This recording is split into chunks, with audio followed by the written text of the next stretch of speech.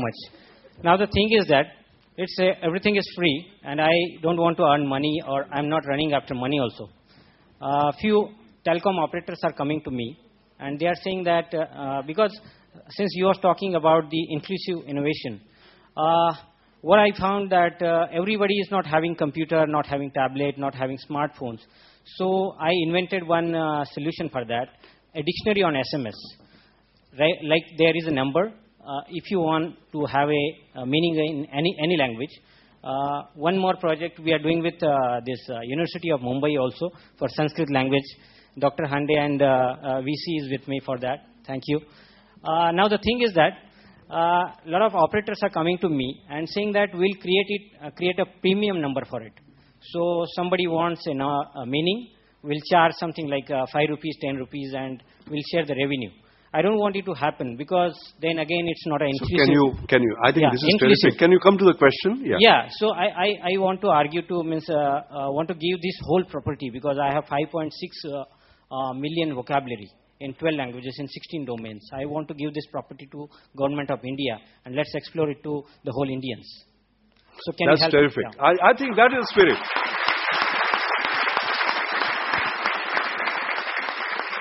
You remember what I said? I said my dream is to see smile on the face of 1.2 plus billion Indians. That's what he's trying to do. Okay? He's trying to bring that smile on the faces of those who would not have access because of their language issue. After all, only 6 to 7% of India speaks English. I'm sorry. The rest of it does not. And therefore, if you want to create a real inclusive India, innovative India will create, but inclusive India, these are the products. These are the sort of solutions. That's terrific. Please do one thing. I'll give you my card before I go. Yeah, thank you, sir. Please write to me, send me the details. Yeah. There is Prime Minister's National Innovation Council as well as Prime Minister's Science Advisory Council. Yeah. I'm a member of both. Yeah. Okay? I'll take it up with Prime Minister's National Innovation Council. Yeah. Okay? On how to sort of move this forward. Yeah. Because the issue, remember, innovation is a successful exploitation of a new idea. What is success? Success has 3 criteria: speed, scale, and sustainability. If you don't do it with speed, your competitor will take you over. If you don't have wide enough scale on which it is not used, you are not successful. And sustainability, on its own it must be sustainable. Now he's wanting to give it free, as a matter of fact. That's terrific. But scale. You must reach that scale, touching hundreds of millions. And that is where the government has to come in to sort of help. I will do my best. Yeah, okay? Thank you. Thanks a lot. Done. Thank you.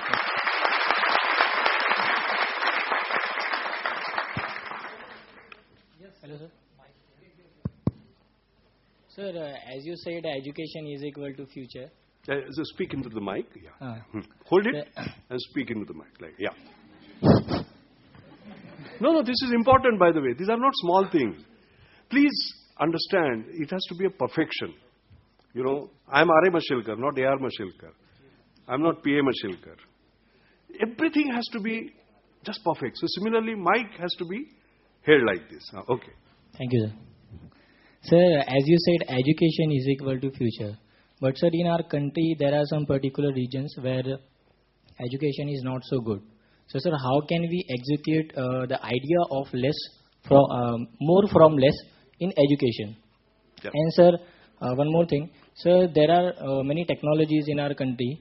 Then why we are still, after 65 years of independence, we are still a developing country? Why we are not a developed country? Yeah. I think, his questions are so fantastic, they themselves deserve applause.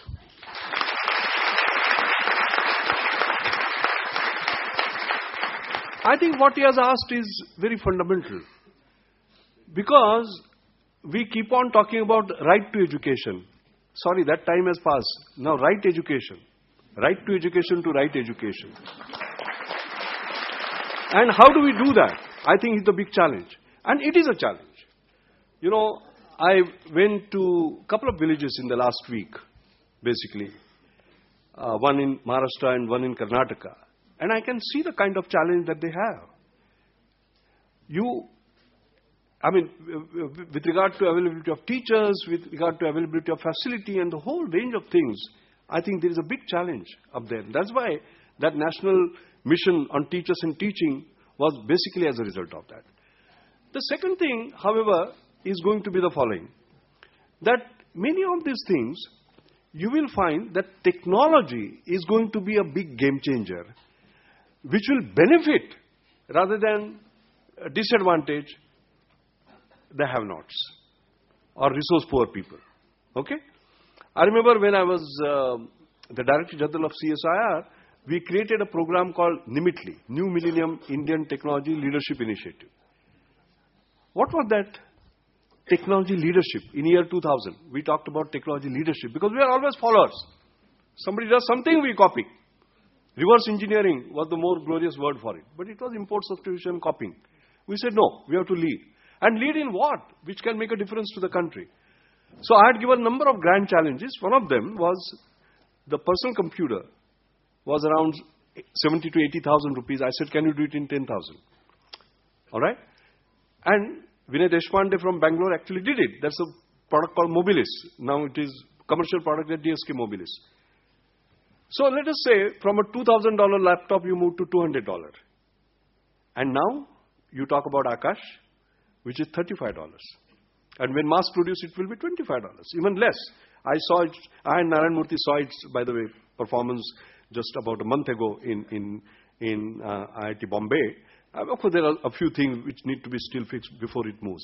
But can you imagine, if you are talking about, let's say, a $25 tablet, then each child can have a tablet. The weight of the bag goes, the content, if creative, because then the challenge will be that of content creation in different languages, like sort of what you said and so on. So what happens is that the children start having access to information, knowledge, digital learning. Because like you said, sir, you said A cube, anytime, anywhere, anyone. Along with that, data, voice, video. And its combination is absolutely deadly. You can see the newer ways of sort of learning, self-learning and so on and so forth. So what we have to do is to create a judicious mix. You can't do away with Bhave sirs, by the way. They will still be required to sort of create that. But that coupled with this, you know, with particularly broadband becoming ubiquitous, you will just see in 5 years' time what change will sort of take place. So I think our thinking has to be on the following lines. Like President Obama had said, education and innovation is the currency for the 21st century. I would go one step forward and say, innovation in education and education in innovation are critical. And in innovation in education, different ways of doing it, including more from less, but equally importantly, the right education being delivered to the right sections of the society and all sections of the society, I think is going to be very, very important. Doing them differently. Because our history cannot be a burden on our future. Our past cannot be a burden on our future. So as to say, you know, and creating newer ways of doing it. I think that is important. There is a lot of thinking that is going on this. We require execution. It is not the power of idea, it is the power of execution. We are not short of ideas. Just related to your question, let me tell you something. Just to illustrate my point. How many illiterates are there in India? Nobody has a right figure, by the way. But we used to use a figure of 200 million. Okay. How long will it take for them to become literate? At the current way of doing it, it will take 20-21 years. And we are already talking about a developed country by 2020, which is 7 years down the line. Is it possible? Not possible. So you have to make impossible possible, which is, don't take 20 years, do it in 5 years. Is it possible? You know something? It is possible. F.C. Kohli and his team have developed what is called as computer-based functional literacy. What does it do? It makes an illiterate woman or a man read a newspaper, not just sign. That's not the definition of literacy. In 6 to 8 weeks. For what? 100 rupees. Just 100 rupees. How is it done? It is by recognizing the fact that you require about 560 to 570 words recognizing those words to read a newspaper. So it goes by word recognition. You get my point? For example, mother. We all learn by writing alphabets, isn't it? A, B, C, D, M, then O, then T, etc. No. Mother as a word you recognize. So like that, 561. It's a completely different way of thinking. Get the point? The entire Medak district was made literate, by the way. It's absolutely incredible. And it has been proven in 6 different states, in 6 different languages and so on. Now, can you imagine if you had launched a national mission, the entire India can become literate in 5 years. In fact, I remember when I met Dr. Manmohan Singh, our Prime Minister, in his first avatar as the Prime Minister, not this one, he had asked me as to, I have 5 years, what can I do? One single thing. And I had told him at that time, sir, launch this mission. And in 5 years, if you make the country literate, that chaotic democracy to enlightened democracy, how it becomes possible. And he was very serious about it. Unfortunately, it took a while. Now they have got it incorporated in the literacy mission. Point I'm trying to make is that Indian mind has already created ideas by which we can transform in terms of technology and innovation. It's the question of execution. It is not the power of idea that matters. It's the power of execution that matters finally. And that itself requires innovation. I think that is the central point I'm trying to make. For every problem that you have, you can come out with disruptive solution like this one. Yes. Yeah, speak into the mic so that everybody can hear. And this is also being recorded, no? In the latest telecom policy, I read that India has set a target to increase our broadband connections from 100 million to 170 million. When I listen to Dr. Eric Schmidts and Facebook people of the world, what they are targeting is making 5 billion people in the next 5 years connected to broadband internet. If the world will have 5 billion broadband users, maybe 500 millions need to be from India, otherwise it's not possible. So why we are so poor in ambition of making only 170 million broadband users? And look at our internet speeds, it's pathetic. Even in many developing countries, in many African countries, it is more than us. Why couldn't we do? Because internet is the backbone of any knowledge-driven world, and like Korea or like Israel or like all other places, where do we stand? And second question I wanted to ask is, why we are failing to convert our ability to innovate into building products and list it to the NASDAQ or some other stock exchanges and bringing it to the world? Why we are just talking about someone somewhere in some village doing something? Why we are not able to scale it up to 100 times or 1,000 times? Thank you. I think both are excellent questions. Very good. The first part I will take as a generic question. Why are we lacking in ambition? Forget about what you mentioned about telecom, this, etc. We can say that in other questions also. I mean, you have seen the Chinese, the way they build airports. They are looking at 100 years from now, whereas we have not done that. That has bitten me also, by the way. I don't have answers to all the questions. This has also surprised me. I think that ambition has to be inside and to say that, yes, I can. And then you can. I have seen from the same people. For example, just to give an instance on what required, I think it's an attitude of mind by the leadership, where they trust. See, talent, technology, and trust. Talent, technology, and tolerance. Tolerance for failure. These are the key words, basically, when it comes to leadership. And that trust in our people that, yes, we can do it. I'll tell you, for example, when I took over as the director of National Chemical Laboratory, 89, which was 2 years before liberalization, opening up. What were we doing? Copying, reverse engineering. Anytime I developed something new and I went to the chemical industry in India, they would say, but have they done it? Means who? Europe or US, right? Or Japan. So I said, what am I selling? Knowledge. What is my market? Not India. It can be anyone, including the General Electrics of this world. I still remember saying that. And somebody came to me and said, do you realize that General Electric's R&D budget is bigger than India's R&D budget? I said, it is not the power of budget, it's the power of idea that matters. And I said, just to prove a point, we'll create products which we can license to them. And you know what we did? We had breakthroughs in solid-state polycondensation. One of my students, K. Ravindranath and Sivaram, we filed a US patent.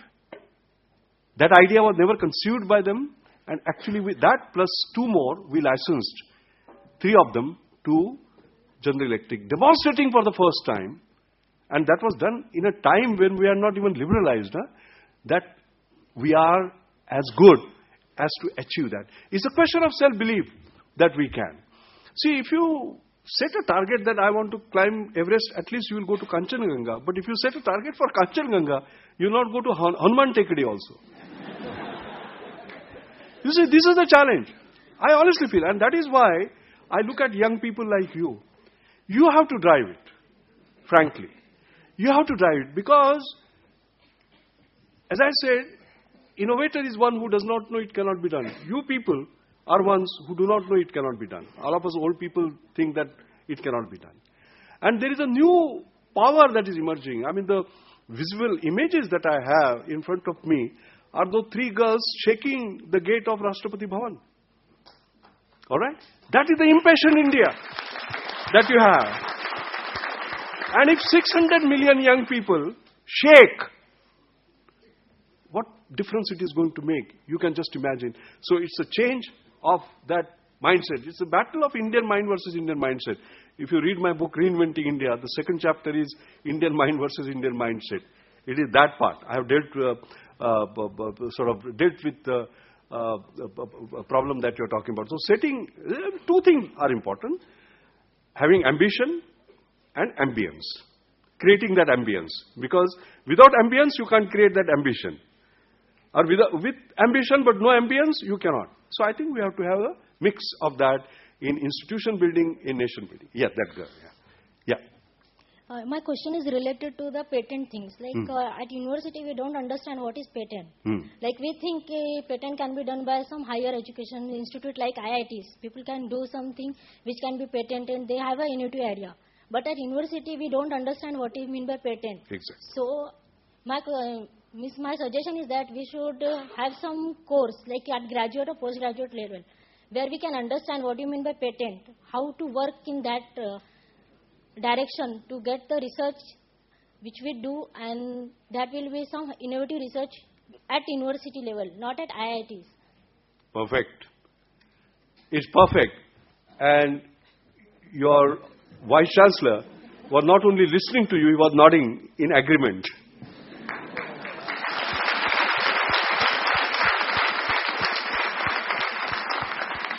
I totally agree. You know, it is not, there is a lack of knowledge in universities. Even some of our most enlightened science leaders are patent illiterate. I'll be honest with you. What does patent literacy mean? Literacy is reading and writing. So, you read a patent in such a way that you can bypass it, but write a patent in a way that nobody can bypass you.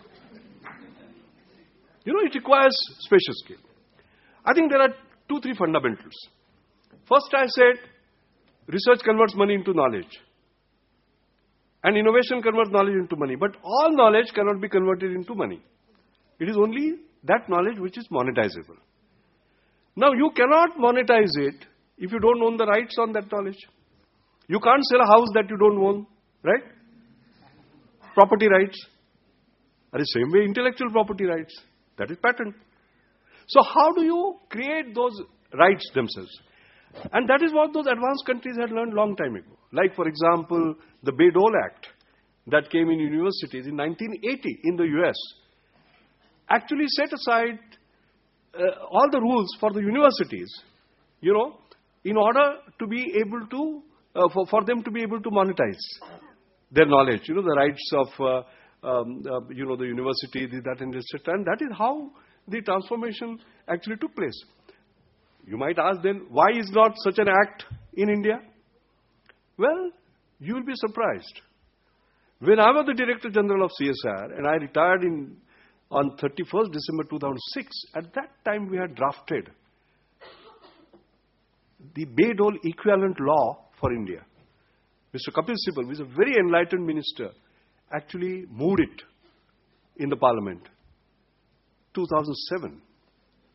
Finally, it was introduced in 2008. This is 2013. 5 years It has still not been passed. I said speed, scale and sustainability. Speed. That's what we are missing. Get the point? It has to be passed. Then when that bill gets passed, acts get passed, there are many provisions up there, by the way, within that, are not only talking about the rights, but creating that conducive environment so that each time you have an idea which is patentable, you get full support. See, writing patent is not a joke, by the way. You might feel when you are describing a product patent, simple words can have sort of the same meaning. That means consisting essentially of, for example, is a word that is used, or consisting of. Those two words can make a difference of $1 billion for you. You know? So therefore we need to develop that sort of caliber amongst our people to be able to read, to be able to write, and so on. In fact, I have been talking about this from mid-1980s, as a matter of fact. National Chemical Laboratory, which had 0 US patent in 1989 when I took over, became a world leader, exporting its knowledge. And we created systems, and I used variety of means to train our people, like sending them to British Technology Group, you know, which did the Hovercraft and MRI and so on and so forth, getting them trained and so on. But that was done as an institution. CSI did it. But what about universities? Universities need that support. Okay? So there has been a talk in terms of providing you, not only with funding, but in terms of technical assistance in order to create that and creating sort of those networks. Unfortunately, that bill has not moved. But what I'm saying is that, do we wait for bills? If we want to do something within this university, I can take charge of IPR in University of Bombay.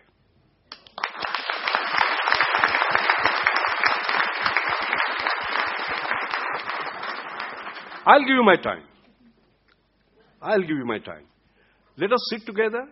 Let us build around a system, and let University of Mumbai then become a model for the rest of the country. We don't wait for anything. That's done? Yeah. Yeah. I think we should, because sorry, I think we can go on for a long time. What has happened is, at 2:30, I have to be at Thana Belapur Road for a very important meeting regard to the Innovation Council that I chair.